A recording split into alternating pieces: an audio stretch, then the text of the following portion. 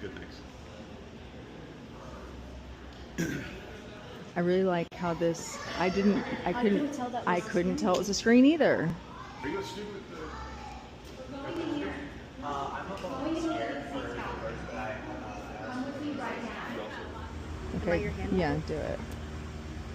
Nice. Put it back up. Love that. So, Okay. Get the feathers.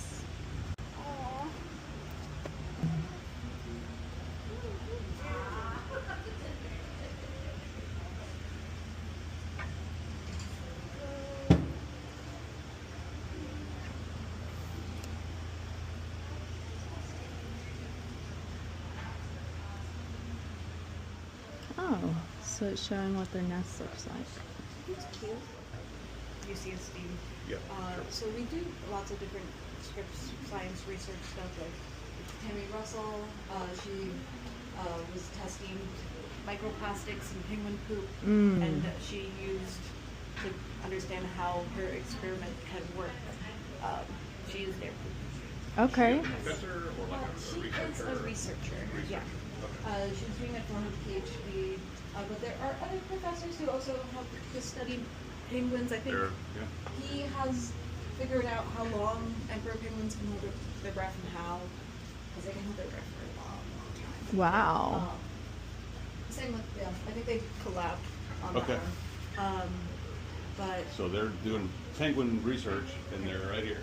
Wow. And it is kind of scattered throughout. There's lots of different research throughout all our animals, but the Birch Aquarium and scripts were established in 1904, and it are kind of started as like the scripts people just teaching the public, bringing like the public to their beach lab, and sometimes they would take the animals too, or take our water.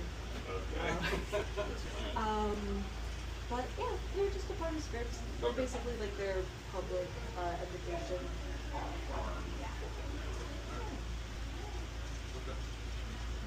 How like rescue-y, rehab-y, it's Not really not the very. focus, right? Yeah, it's more it's on Organizations do that research. stuff. The only animal that we have as a rescue is our turtle. Turtle. Sea turtle. She has scoliosis and scoliosis. Her back flippers are semi-paralyzed, and she has a shell injury. And we LiDAR scanned her injury, 3D printed her prosthetic that helps her out, especially to ensure that her scoliosis and meiosis doesn't crush her reproductive organs. Oh wow. But basically, if you take a chunk out of the turtle shell, that's like taking a chunk out of the ribs and backbone. We don't know what happened to her out in the wild, but she was brought over to us. So Okay. Wow. all the prosthetic stuff for her. Yeah. Wow. And she's here to stay. Yeah, Yes. she can't be released out. She Okay. needs her prosthetic, and reptiles will basically grow until they die. Okay. So she has to get it refitted or like rechecked Oh. every year. Wow. Does she have a name? She does not have a name. The only animals we name are the animal ambassadors and the penguins.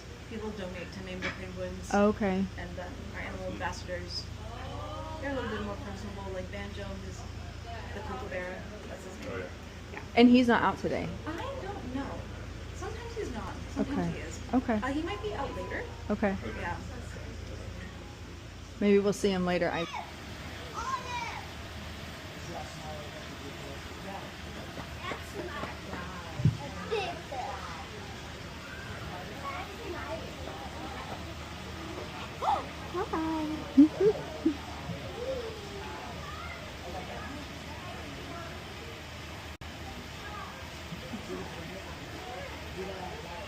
Oh, that's a stingray.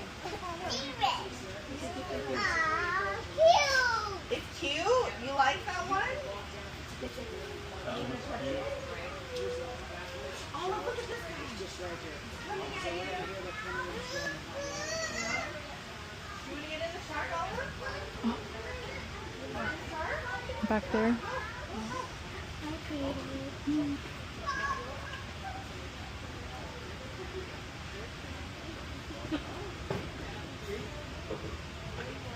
I want to know what their perspective is. Like what it looks like where they are. Yeah. Like how, How do their eyes? Well, I want to know what it's like just like seeing people like.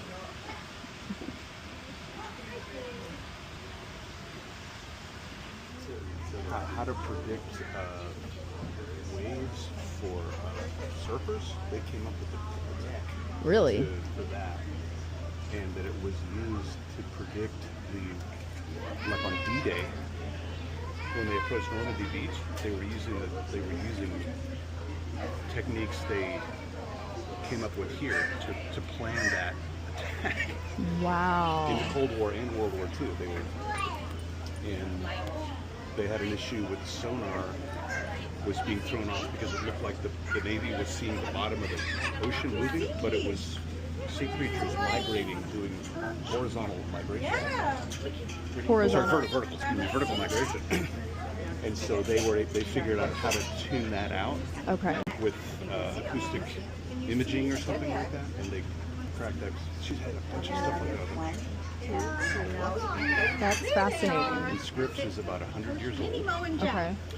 and this location's about 20 years old, but they started UC San Diego after, like, Scripps was here first. They said, it'd be really good if we just had our own, people could get PhDs here. The first guy that started it came from Berkeley, and they had to get a PhD from somewhere else while doing research here. And so Scripps came before UC San Diego. I'm bored. They built the university to kind of support the research. Wow. PhDs, I guess. I brought up the guy from Alive and the things he said about sonar finding all kinds of things in foreign actors. And she was like, yeah, she said a bunch of really interesting things. Do we have to be here? Do this? You don't have to. No.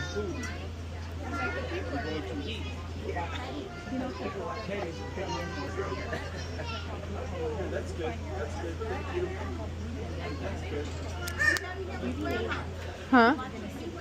Hold on, I can't hear you. What?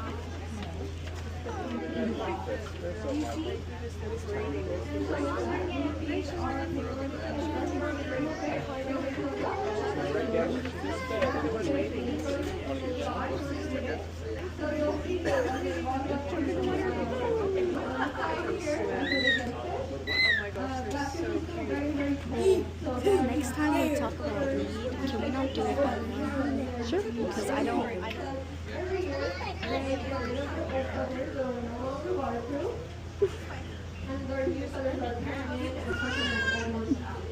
These are different than very long process. These are blue pennies. They eat a lot to survive in the few weeks that they do that. Stay here.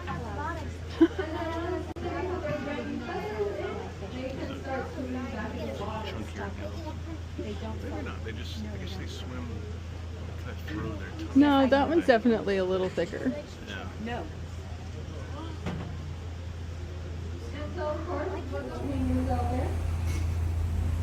But they have this very special perfusion of the football that makes them very fast in the water. So, on top of just being made to be waterproof with their feathers, they are also very fast. And they also are a colonial species. So that is their station number. And we're going to put them into the water here instead. Hey, that's.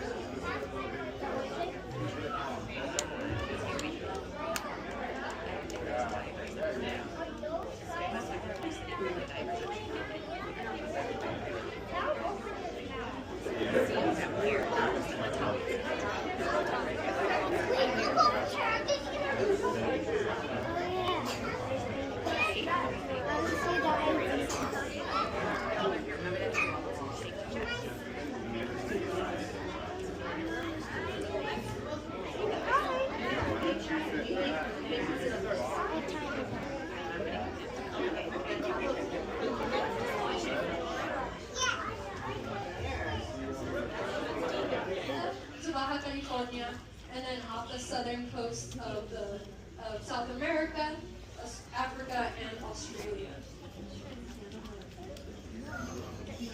And so the special algae that grows, or that makes the kelp forest, is a brown giant algae. And so in order for this kelp forest to grow, it needs quite a few things. So the first thing, just like plants on land, this is a plant in the water, it needs sunlight. So it needs plenty of sunlight.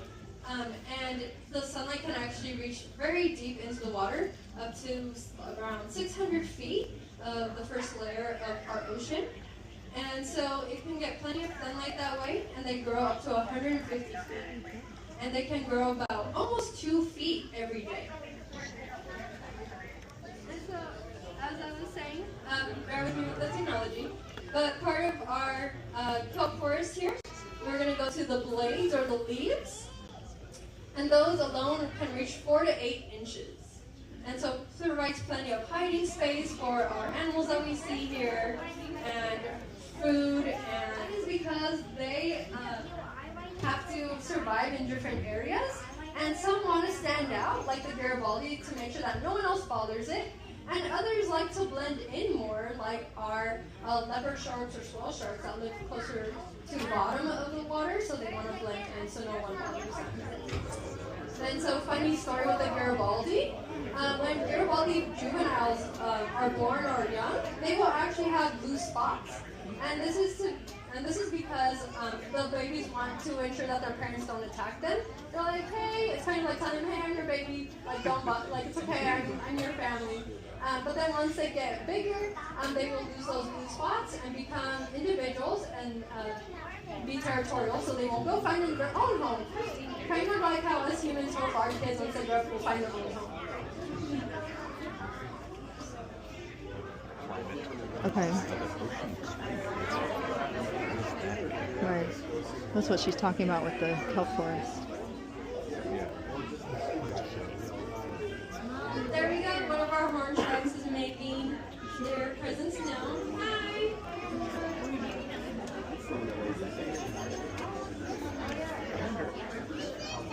I have a question. You have to go ask her this.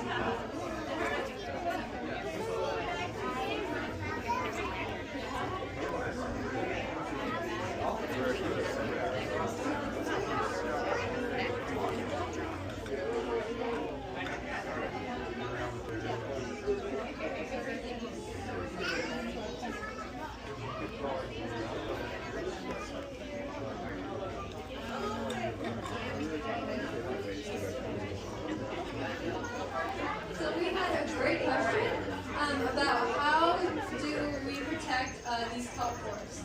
So one of the ways that that you can actually help protect these forests is through MPA, supporting MPA. Does everyone know what an MPA is? No. It's a marine protected area.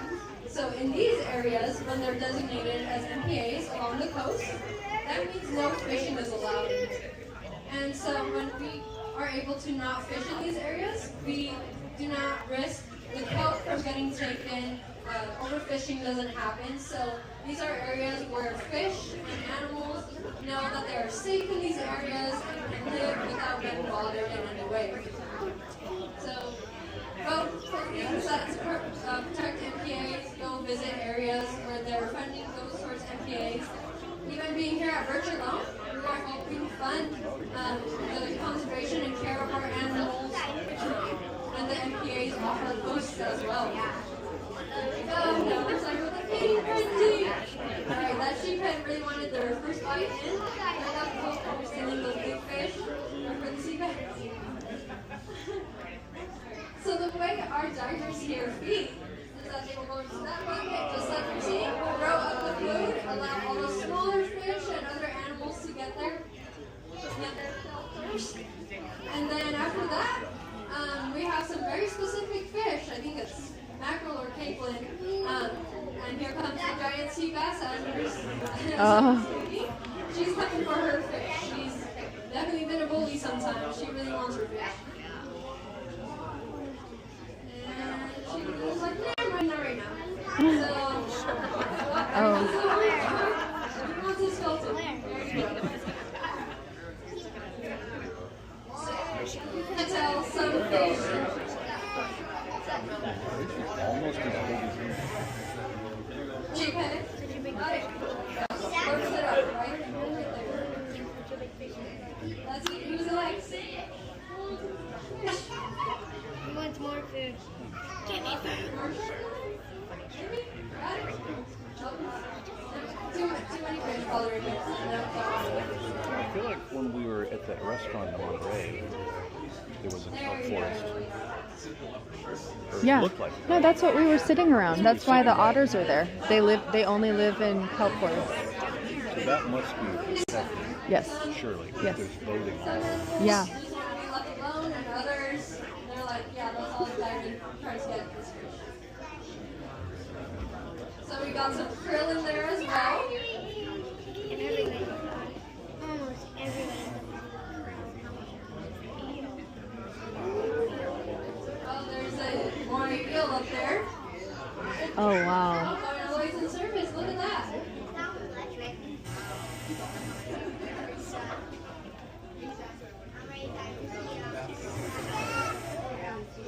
I'm so sorry, folks, about our technologies. All my friends in the front, if you want, we can feel free to scoot in more if you like. If anyone's looking for a spot, there's areas right here, right in front of me that you can come sit.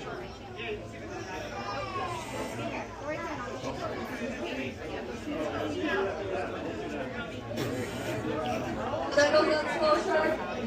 Kind of, you didn't get the right angle on that fish, but it'll get it. It's so cute. All right, here we go. Let's see that. Is it going to go next step? Wow.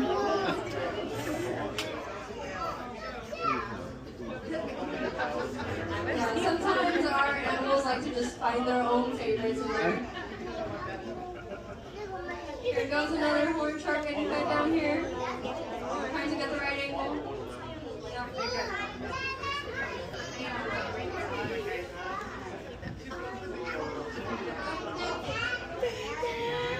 We're sure to struggle a little right here. Oh, it's okay. There you go. Now they got it. And here comes the Mario again. And the sea bass. Nice, that's a good one.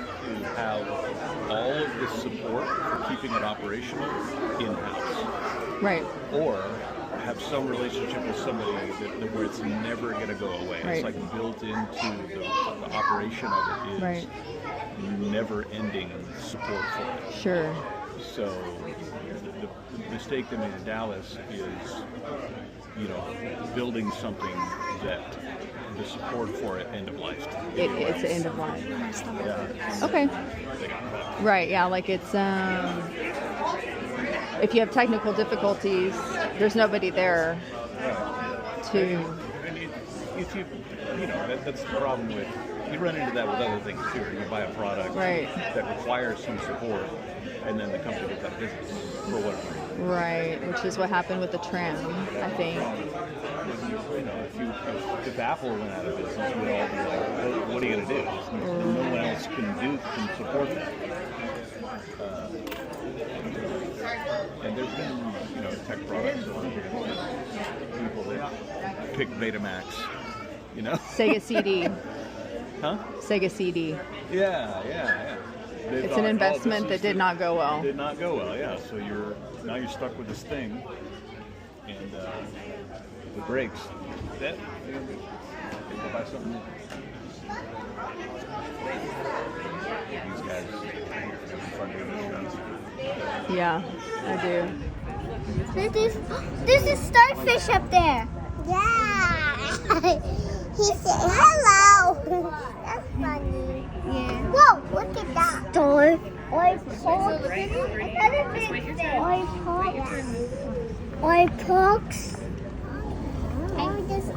Whoa. Mommy, what's that? What's this? Spider webs in there. Oil pucks. There's spider webs in there. I like that white one. Do you like the white one? Is that spider webs in there? Mommy, look at that white thing. It looks like spider web. I want to go over there to see if we can find a giant fish.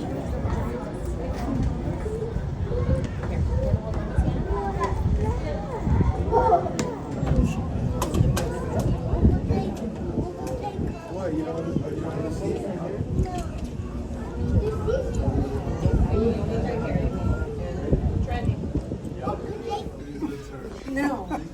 that is not a salmon.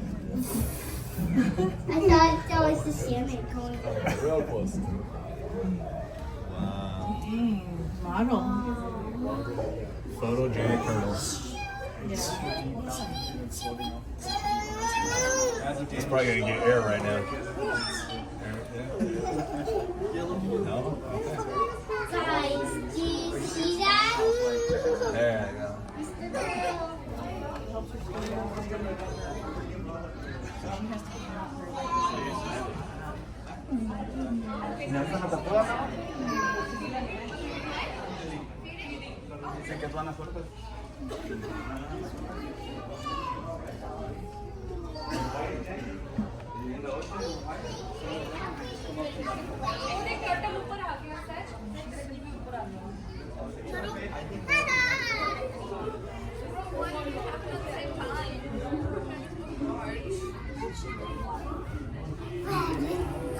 Wow!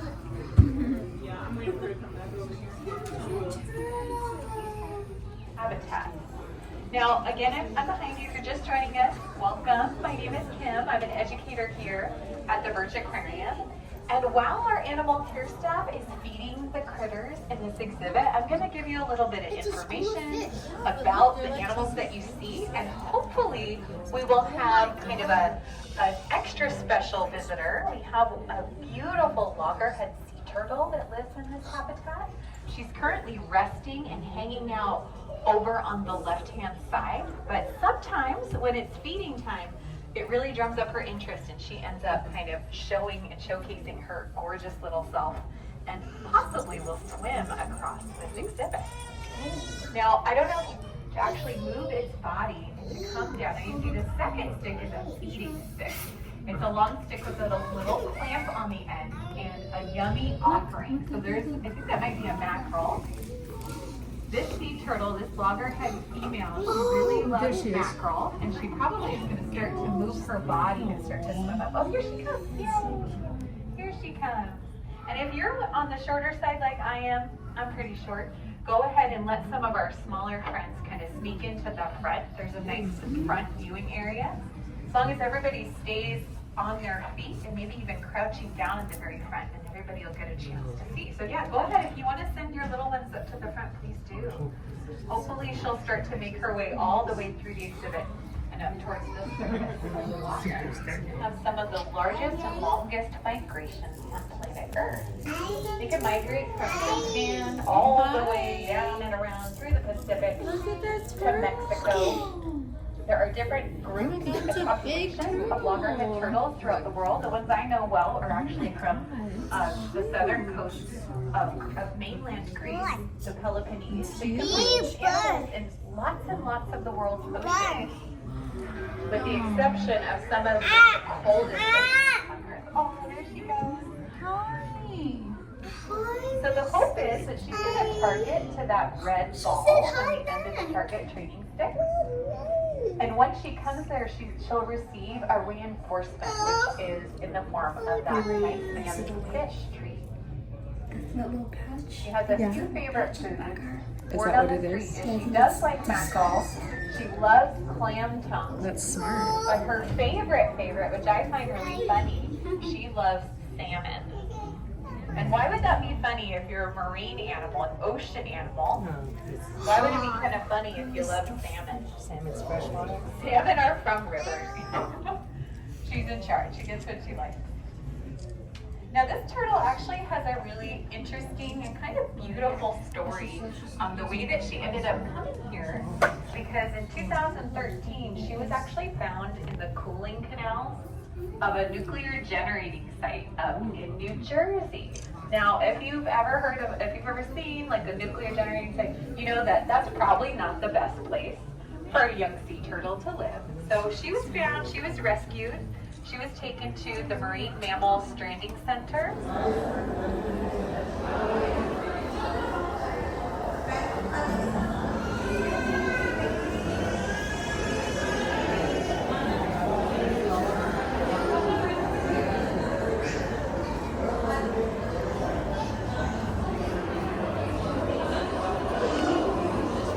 They're so cute.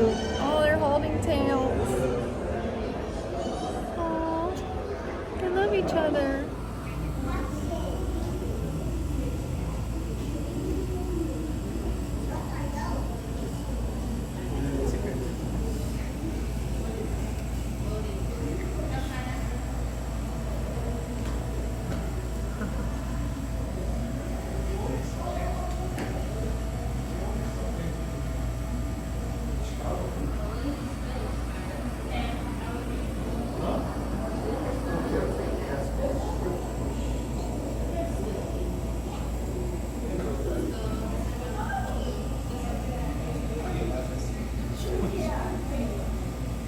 Swimming all together.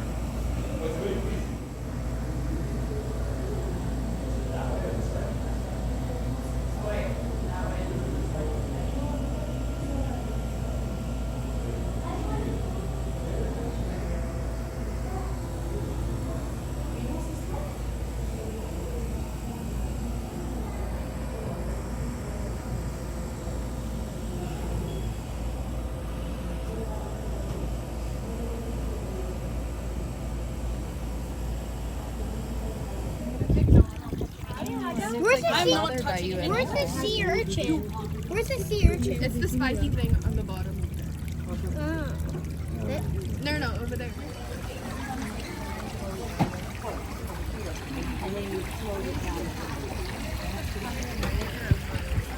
Oh.